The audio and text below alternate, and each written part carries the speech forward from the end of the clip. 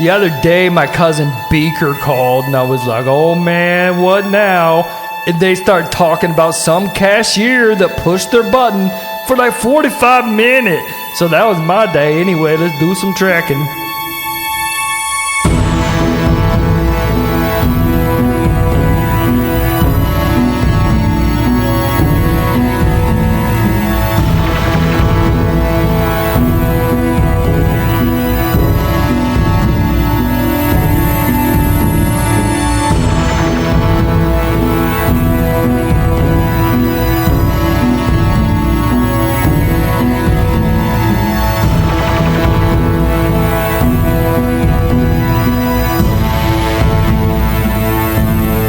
Welcome to Bastard Quest. I'm the Game Bastard Kyle. I would be Todd. I'd be Corey. I'm Austin. Today we are playing Star Trek Adventures, again, a 2D20 system from Modiphius. It's a lot of fun. If you're just joining us, we've played Star Trek now for 3 or 4 episodes. You might want to go back a tick or two. But this is the start of a new arc, so if you are just stubborn, stay right where you are. Austin, who are you playing this week? I am Dash Kratos, the security officer on board the USS Fieri. And you're a Tellarite, right? Yeah, we recently found out what those look like. I think It's really cool.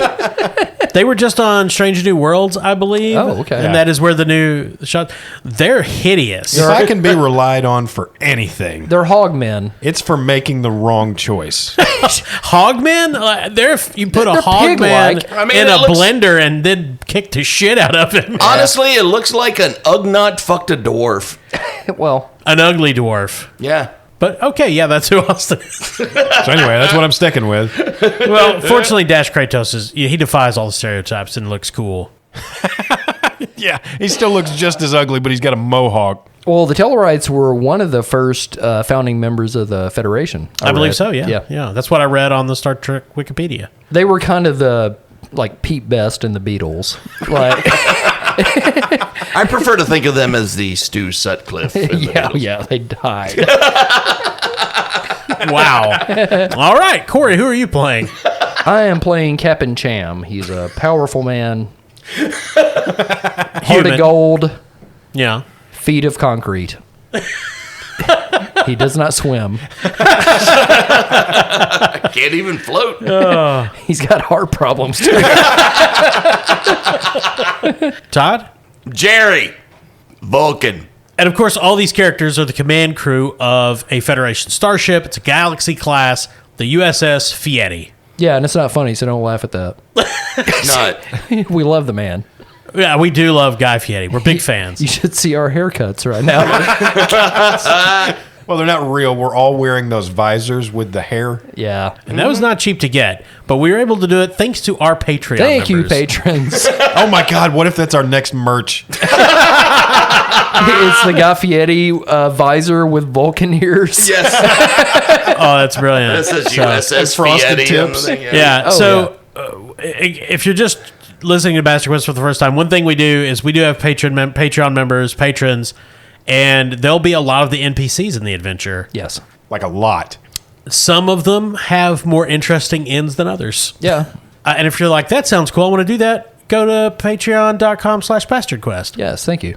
But special thank you up front to all our Patreon members. Yeah. When last we left our intrepid crew, they had just dealt with a Romulan threat to the Federation outpost in the Shackleton Expanse, known as Narendra Station. Now, after a few weeks of repairs and refitting to the Fieri, they're once again ready to set out on their more extended mission for exploring the Shackleton Expanse, which, if you're not super into Star Trek lore, is a relatively unexplored region of space, kind of on the boundary of the Klingon Empire, the Star Federation of Planets, and the Romulan Star Empire, I think, is what actual Romulan polity is called. Romuland. Romuland? Yeah. Yeah. Named after Ted Shackleton from the 80s primetime soap Knots Landing. That's correct. Well, I assumed it was the Explorer. How stupid of me.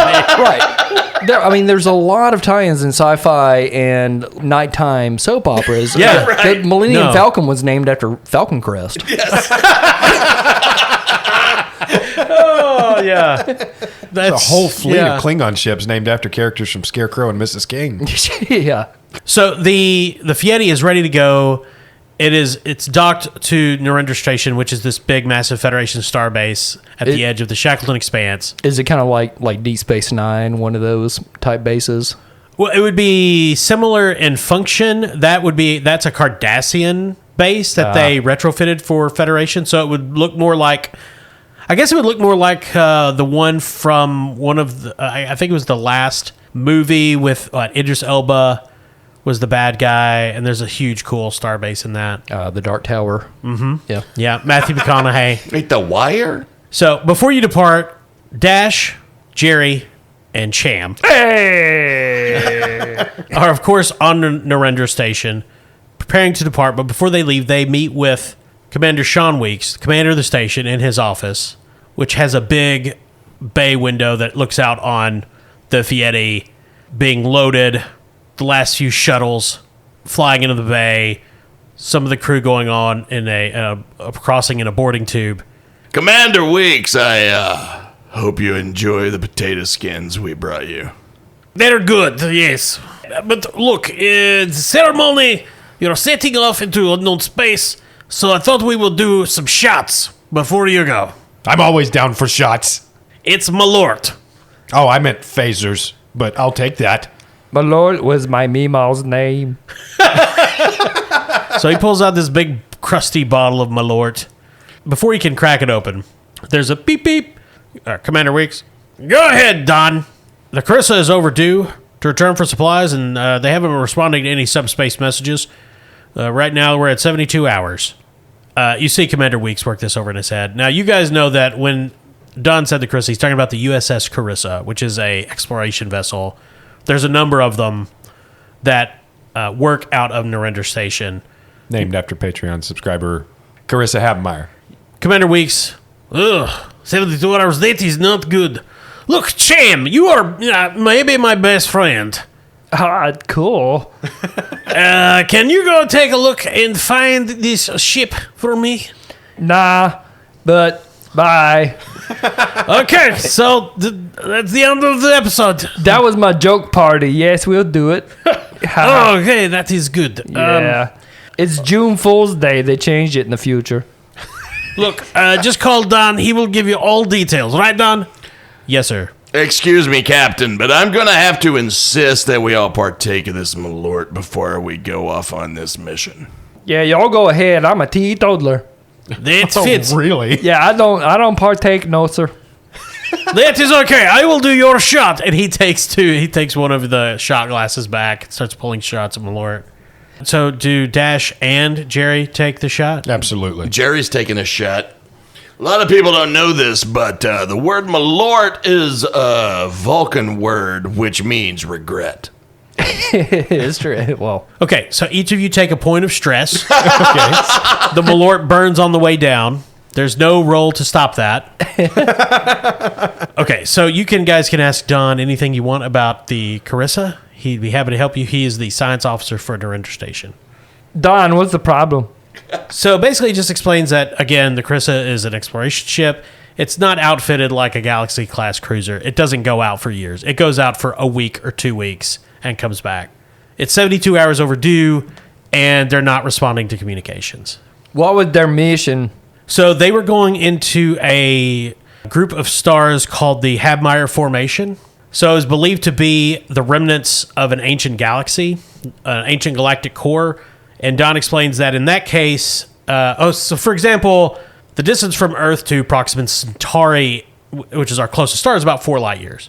In a cluster of stars like the Habemeyer Formation, you might have 7 or 8 stars in that same area of space. So the formation is only a couple hundred light years across, and there are millions and millions of stars packed very closely together, which leads to gravitational anomalies, massive, brutal supernovas. But the Carissa was going in to just do deep space scans and explore because the formation is difficult to navigate and they don't know much about it.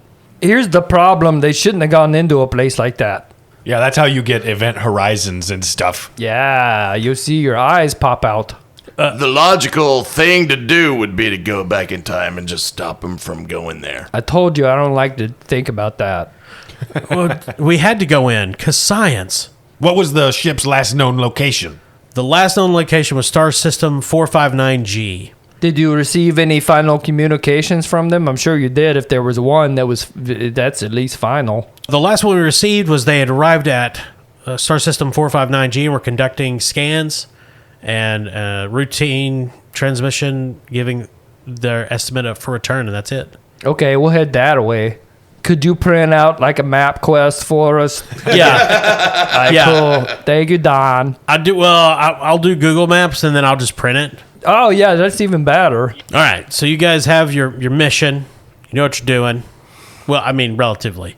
Yeah. We have mozzarella sticks. It's Taco Tuesday on the Fieri. I can't wait to get back on. But before you guys take off in the Fieri, we're going to do XP. Now, it works a little different in Star Trek Adventures than it does in other 2D20 systems.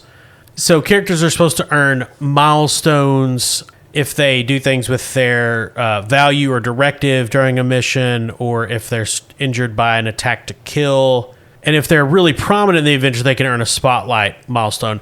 Because our pacing is so different from a normal group, we're not going to follow that specifically, but we are going to use arc milestones. So I'm going to give you guys, I'm going to say you all earned an arc milestone from the, I guess, preceding 4 or 5 sessions we've had. Yeah, I think it's pretty safe to say there's been one of us that have kind of stood out or at least been featured more from each episode at least. So what you can do with an arc milestone, you can choose a single attribute, increase it by 1. No attribute can be increased by more above 12 still. You could choose a discipline, increase it by 1. Again, can't go above 5. Or you could get an additional talent, or an additional focus, or an additional value. You could also select a supporting character and do one of those things. If you wanted, you could choose one of the ship's systems and increase it by 1 to a max of 12. Or one of the ship's disciplines, increase it by 1 to a max of 4. Or give the ship an additional talent. But that can only be selected once for the ship. So we can only do one of those things. You can only do one of those things. Each of us? Yes, each of you can do one of those. Okay. I mean, you could all do the same one. And the ship can also do one, correct? No. No. You pick for the ship. If you're like, Jerry's fine, I'm going to give the ship X, Y, and Z. Yeah, I'm good. I'm fine with what Jerry has right now, so I'm going to give mine to the ship. Okay. Okay, so Todd, do you want to give the ship, do you want to increase one of the systems by 1, one of the disciplines by 1, or give it an additional talent? What do you think, Corey? I think we'll upgrade the sensors on the ship from a 9 to a 10. Oh, Works cool. for me. Cool. All right. Corey, what are you going to do with your milestone? Cham is going to improve his presence by 1 from a 10 to an 11. Ooh. Look at me now, I'm bigger. Austin? Just to be a little bit more well-rounded, Dash is going to upgrade his con from 1 to 2. Just so when we're taking the support ships out, he can be a little more useful. All right. With all that in mind, the Fieri's command crew is ready to go. Is there anything you guys want to do last minute before the Fieri leaves dock? I think we should make sure we have everything for Taco Tuesday. Yeah, head down to the Pico de Galli and grab some of that stuff. That's why I love you, Cham. You're such a soft shell. Okay, so the Fieri casts away from Narendra Station, heading out to deep space, getting ready to make best speed towards Star System 459G. You're all on the bridge. Ensign Schreffler, the Ferengi. All systems go, Captain. We're ready. Hey, good job there, Schreffler. Helmsman Oarsman, this fantastic mustache. Ready to proceed to warp, Captain. Yeah, do it, you handsome devil. I'm not going to make you guys roll. You're just jumping to warp. Now that we're in warp, I just want to ask, who put cilantro on my tacos? The quesadilla tacos today, dude. You know that. It's what goes on. That we've had this conversation before. It's like street tacos. You know Vulcans can't eat cilantro. It tastes like soap. You can pick it off, man. The Fieri accelerates to warp, flies some period of time through space, and you all reconvene on the bridge when it comes out in Star System 459G, which is a star system with a pulsar.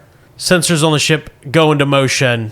readings start coming back, Schreffler says, "Yeah, this pulsar has some weird behavior, Captain. It's flickering. It's wreaking havoc on our sensors." Is there some kind of magnetic field? Probably. Yeah, but I'm not picking up any ships. But well, there is a buoy, What the buoy? a deep space beacon. Oh, okay. It's a message from the Carissa, from Captain Stewart.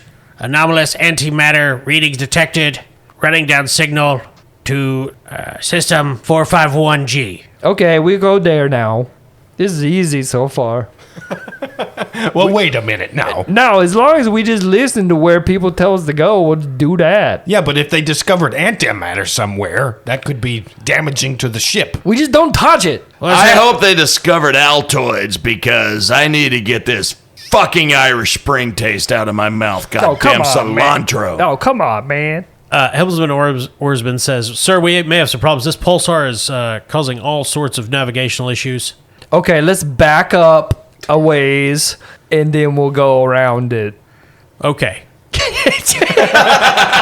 Thanks, Helmsman Oarsman. You're still going to have to roll dice, though, Captain. We won. Okay. Hooray! So, who is navigating? You can leave it to the crew. Since we don't have stats for Helmsman Oarsman yet, I guess we'll just roll the generic target number 13 for the random crewman kind of thing. Yeah, that works for me. Okay, cool. So it's difficulty 3. Difficulty 3, okay. Heck yeah, you're in the Habmeyer formation. Well, first of all, I'm going to use a Spirit of Discovery to spend a determination to add 3 points to the group momentum pool because we have 0. Man, that's a handy fucking one. It's pretty cool. And I can use direct to assist as a captain, right? Yeah, Helmsman Ormson needs direction. So that's an assist, so that's 1d20. And I think it's your command and presence? Okay. Target number 16 now because I raised my presence. And I'll say I've got a focus and composure here. That's a 6.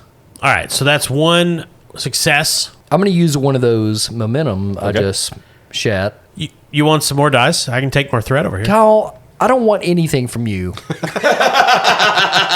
You want a crisp $20 bill? Okay.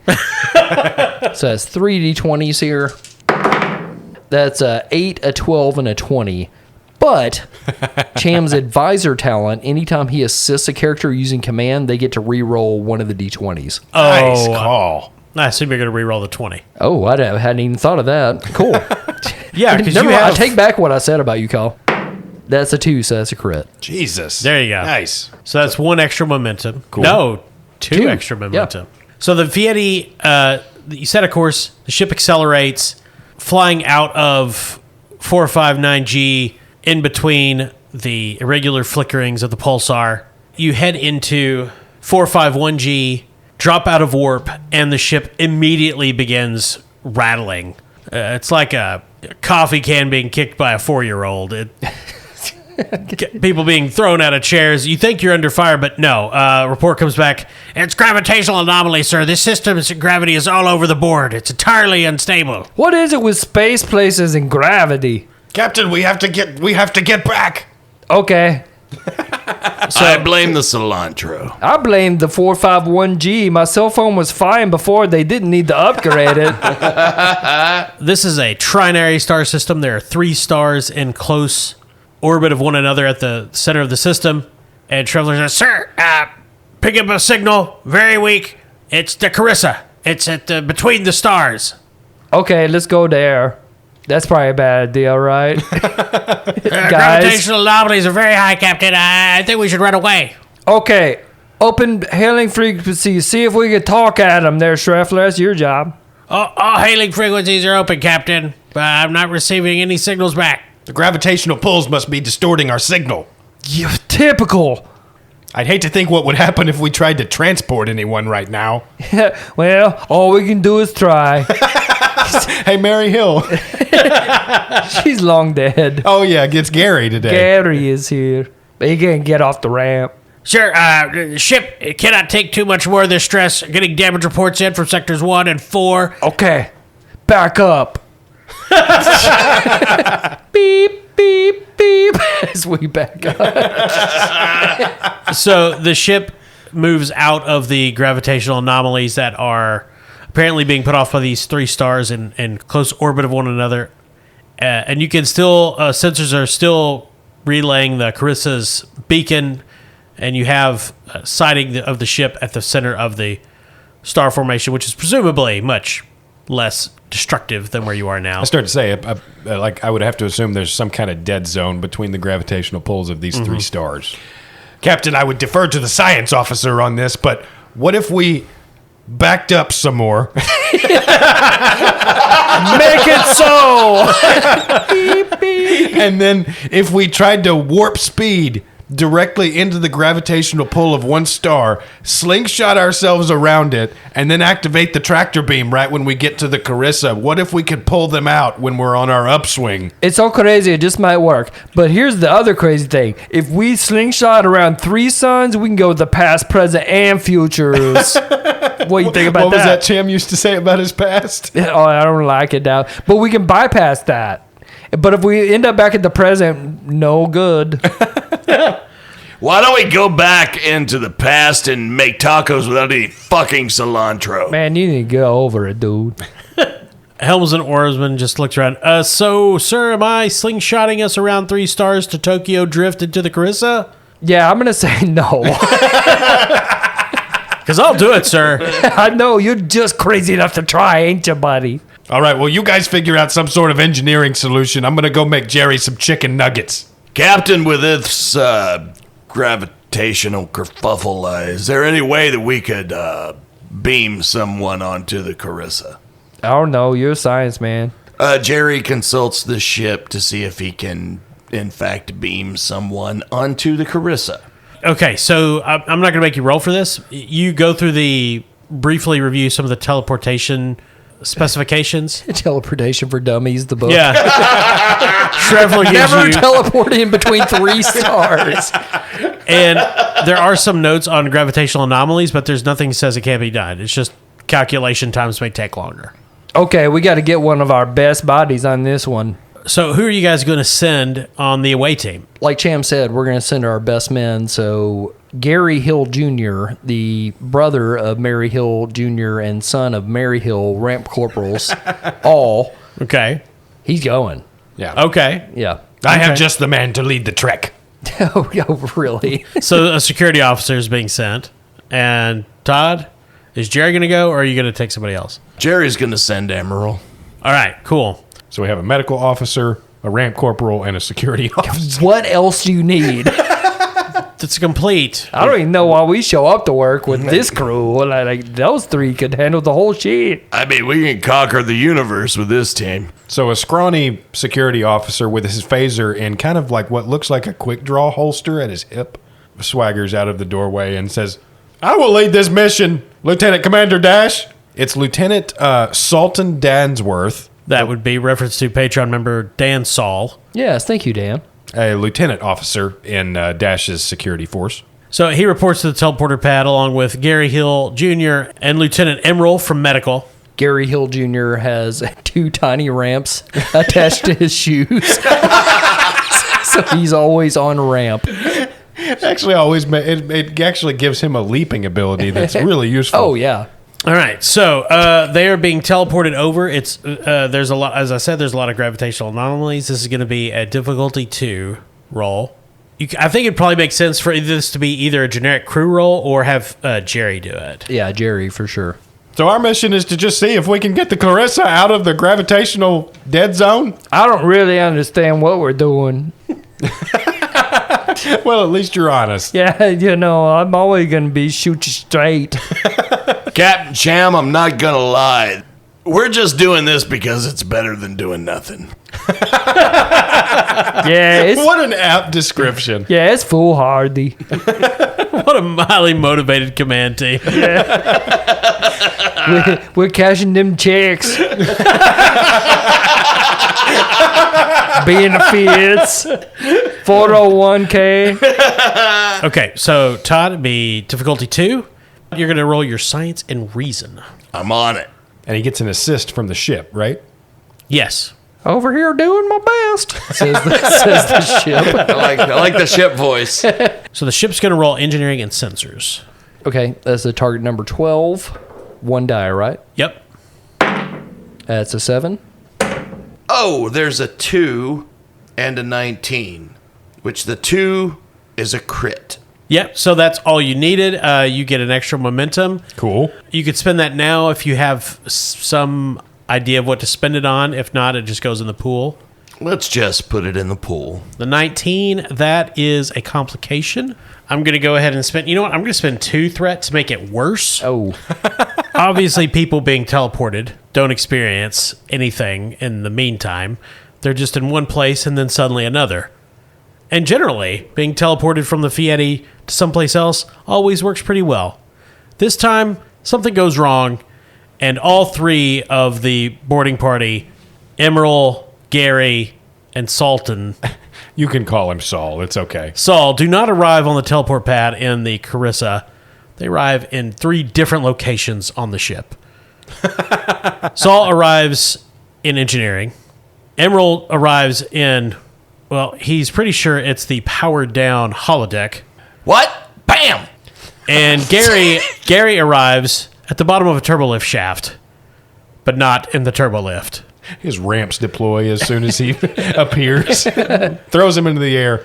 So each of you arrive in these various locations, which all bear a strong resemblance to the same sort of locations on the Fieri, because this is the Federation.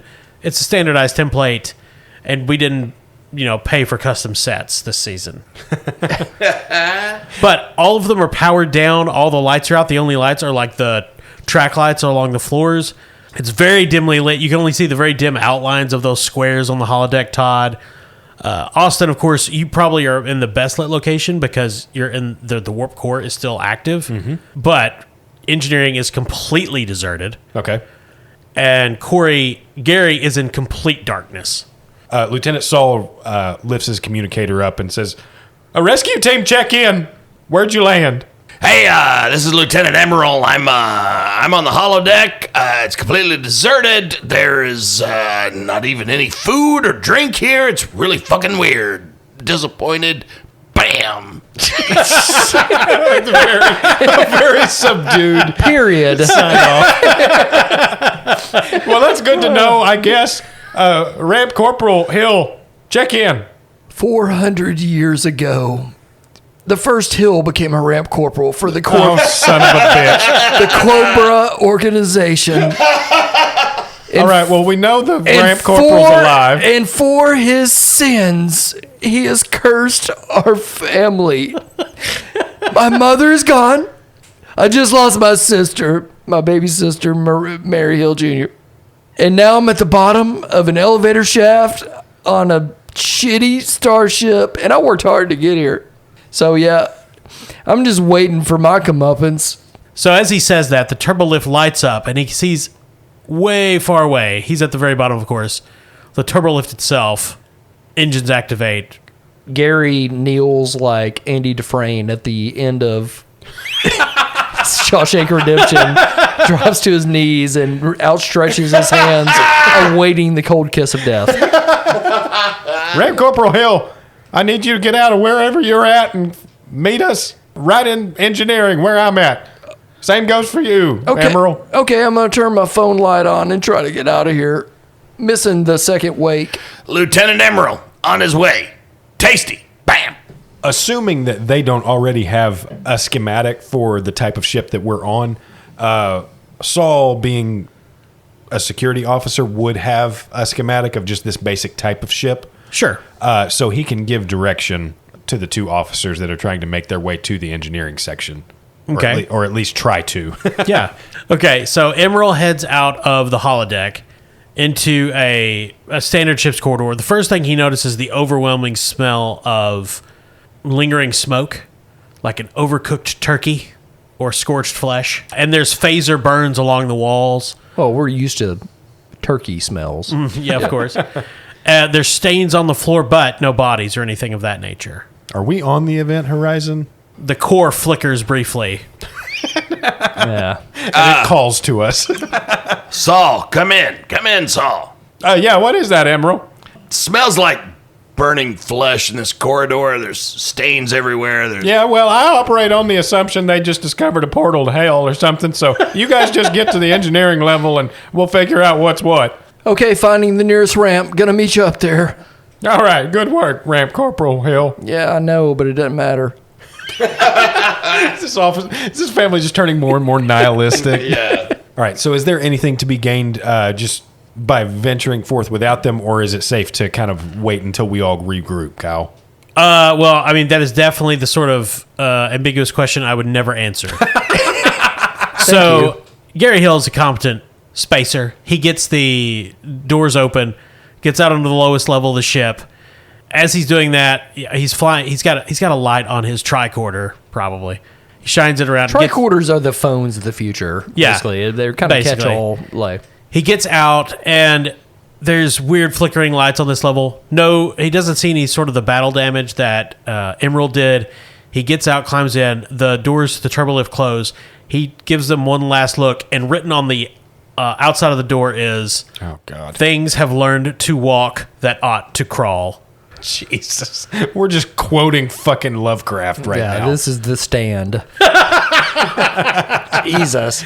Somewhere in the distant echoing corridors of the ship, he thinks he hears, for a moment, singing. All right, well, everybody. Well, while I'm waiting on you to get here, I'm going to investigate the bridge of the ship. I'll be back to the engineering level by the time you can get here, though. Okay, I'm trying to take the spiral ramp, but I can't find it because that's typically the quickest way up for those of us who have to stay on a ramp. Yeah, it's better if we split up. That way they can't find us all at once. Who said that? Hey, excuse me, Saul, but what a lot of people don't know about me is I'm an expert on ancient human folk horror. And whenever you hear people singing in the distance, it's never good. Bam! Emerald out. Emerald just saw the town that dreaded sundown so many fucking times. So, just to clarify for the audience, that was someone else talking to you guys over the communicators. Yeah, and we definitely would have realized that. Yeah, I know you guys did here, Yeah. but the listeners might not have caught it. Who was that? Identify yourself. But there's no response. Well, great. Sounded like a golem. My bad is the Wicker Man. All right, well, everybody just try to remain calm, okay? I'm going to go check out the bridge. You guys get to engineering as quick as you can. Okay, everybody roll their control and command. Okay. Difficulty 2. All right. Saul's is a target number 12, and I'm going to use a momentum. Gary's control and command is 11. Emerald's control and command is 12. Well, Emerald rolled an 8 and a 2. Saul rolled the same. Gary did not. Gary rolled a 13 and a 17. Oh, Nice. Gary gets the trait freaked out. There's stairs! All right, well, change of plans. Since I'm making my way to the bridge, you guys just need to meet me there. Everybody's going to the bridge then? I definitely think we need to regroup in some way. Sure. Emerald on his way to the bridge. Bam! That stands for bridge at moment.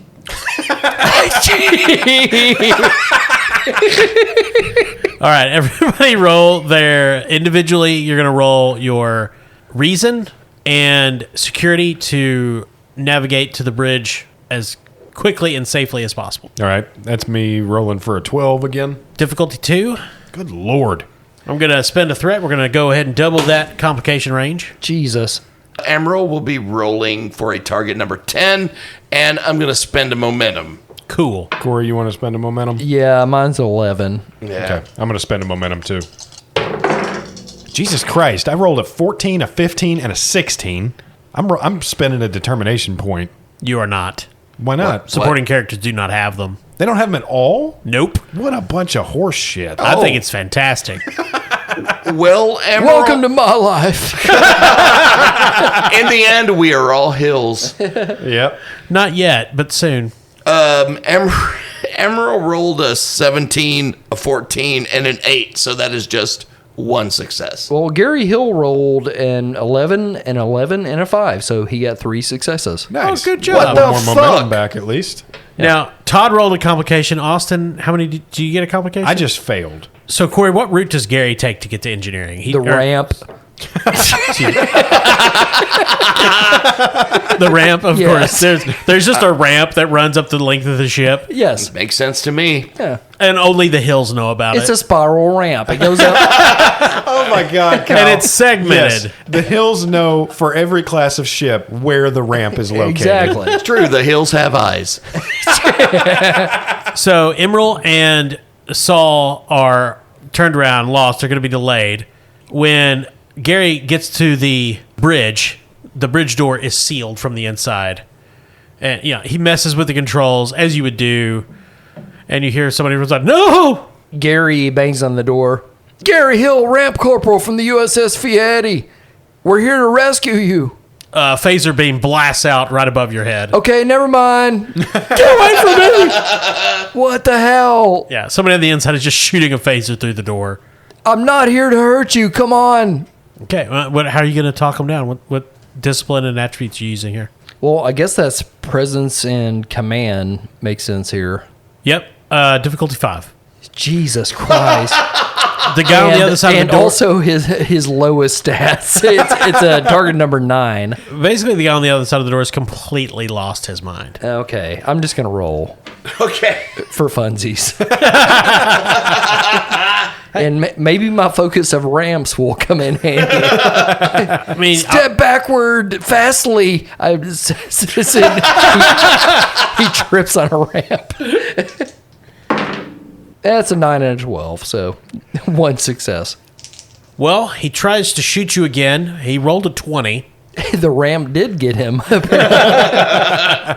Yeah, that's even how the ramp corporal fights, is just strategically dropping ramps on people. From Well, the time Hill to family time. has been installing ramps as well in every Federation starship for 200 years. There's a few blasts. Phaser beams come through the door. Then you hear a muffled explosion because you're outside it, and the door opens. And man, obviously in a Starfleet uniform, comes out on fire, screaming. I got you with the fire ramp.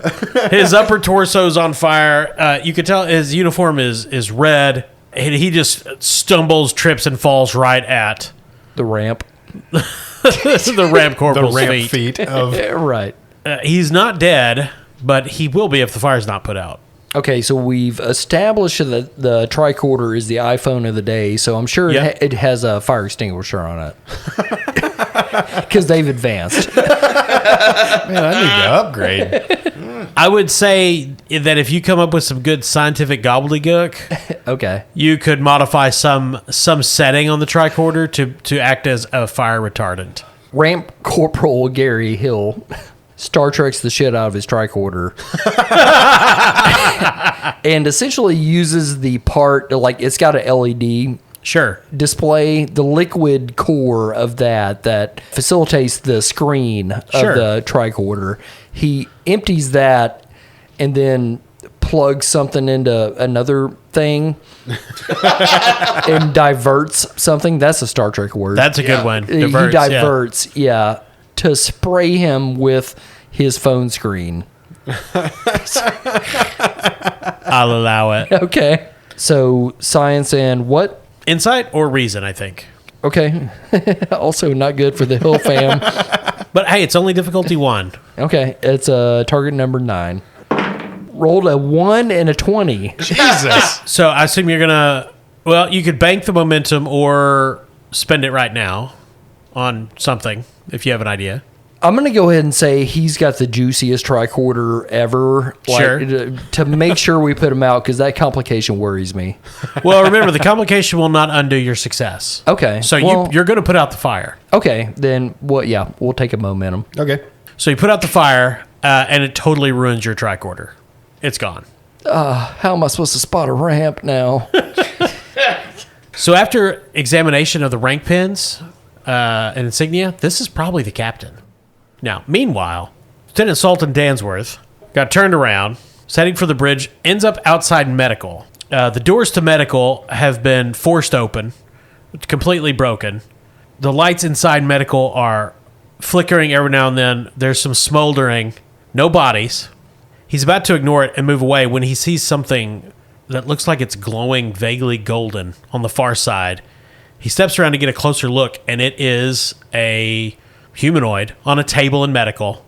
Definitely not human, but look like they're, sleeping, sedated, something. And they're glowing gold?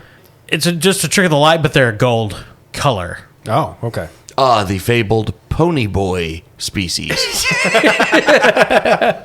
that an Outsiders reference? Yeah, there we go. For our YA listeners. Your S.E. Hinton is a big fan of the pod. Yes. And Coppola. Yes. What does Saul do? Well, what in the name of salty xenomorphs is going on here? And he walks a little closer to examine this body. It is some sort of alien. It's a Vulcan-type alien in that it looks like a human, but there's some superficial differences, like the pointed ears. Yeah, so most of Star Trek aliens. Most of Star Trek aliens. Gigantic Golden skin. upper lip. Except for the Tellarites. Yeah, except for the Tellarites who are just hideous. They never over-exaggerate the upper lip. Missed opportunity. So many different kinds of foreheads, though. Yes. It's also feminine, dressed in white, and angelically beautiful. From the readings, in a coma, he's a Starfleet officer, so he knows how to read a basic medical display. There are numerous bug bites on her torso and back, and you're not sure if there's some sort of toxin or what, but she is in a coma. Oh, I hate chiggers. Let's see what's the matter with her. Let's see what's the matter with her, and maybe we can take her with us. These may be one of the people that needs rescuing. In the distance, like an echo of an echo, you think you hear singing for a moment. Well, I'm sure that's nothing. Let me pick her up and carry her with me. Emerald got completely lost because turns out he never really studied any other starship interior except for the Fieri. Why would I? He ends Bam! up having to climb through an access tunnel, gets out on the deck below the bridge, which is a bunch of science facilities, and turns down a hall, and at the end of it, he sees his first bodies. 3 of them in blue science officer uniforms, just covered in a mound of writhing maggots that almost fill the hallway. And Wait, this is Star Trek? yeah, This is Event Horizon. I know. I fucking told you guys. and as he stands there, stunned, the maggots begin to move together, forming a humanoid figure that raises an outstretched hand, pointing at Emerald and says, "Federation, the song sings." And Emerald says, "Bam! Bodies and maggots!" And we're going to end there. Oh, okay. Look, it's Star Trek. Right? Very Star Trek. This probably is an episode. Kinda. The famous Star Trek body horror. Yeah. The we're aboard the Cronenberg. Like, there can be horror in Star Wars. Oh, there. Okay. It'll make sense when it's Should be. over. It'll make Thank you. sense. I Oh, promise. sure. Yeah, science. Yeah. It's diverted. Well, hey, you know what? We have a lot of fun on Bastard Quest. Yes, we do. Do we? Even though This Kyle stresses said, me the fuck out. even though Kyle said Star Wars there for a second. Well, whatever. I don't know the difference.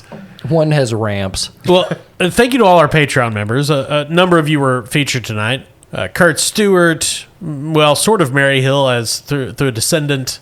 Yes. Sean Weeks, Chris Abmeyer. Yeah. Dan Soul. Oh, Dan Saul, yeah. Yeah. Thank you all Emerald so much. Lagasse. Thank you all so much for your support. Yeah, thank you. We do appreciate it. And Bastard Quest brought to you by Barrel and Bond, 100 Broadway in beautiful downtown Paducah. Don't step on the maggots in the bathroom. They're there for decoration. Yeah. But thank you most of all to our listeners. We appreciate it. Thank you for the reviews that you leave on Spotify and iTunes.